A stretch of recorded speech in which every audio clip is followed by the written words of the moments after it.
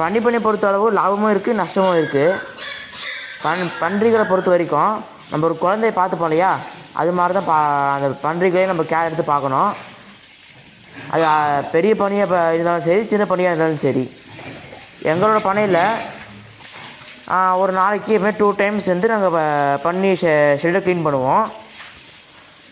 இப்போதைக்கு எங்கள் பண்ணையில் நாங்கள் ஹோட்டல் வேஸ்டேஜும் புல்லும் தான் பன்னிக்கு தீவனமாக சாப்பாடாக கொடுக்குறோம் நாங்கள். இந்த வீடியோ உங்களுக்கு இதோட எண்ட் பண்ணுறேன். இந்த வீடியோ உங்களுக்கு பிடிச்சிருந்ததுனால லைக் பண்ணுங்கள், ஷேர் பண்ணுங்கள், கமெண்ட் பண்ணுங்கள். மறக்காமல் சப்ஸ்கிரைப் பண்ணிட்டு பெல் பட்டனை கிளிக் பண்ணுங்கள். இப்போ வந்து குளிக்கிறாங்க பாருங்க, எவ்வளோ அழகாக குளிக்கிறாங்க பாருங்க.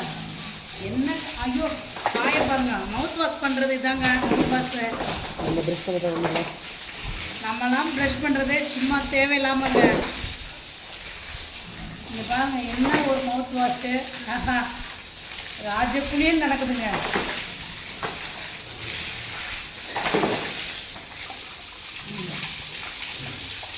இதாங்க ஸ்ட்ரைட்டாக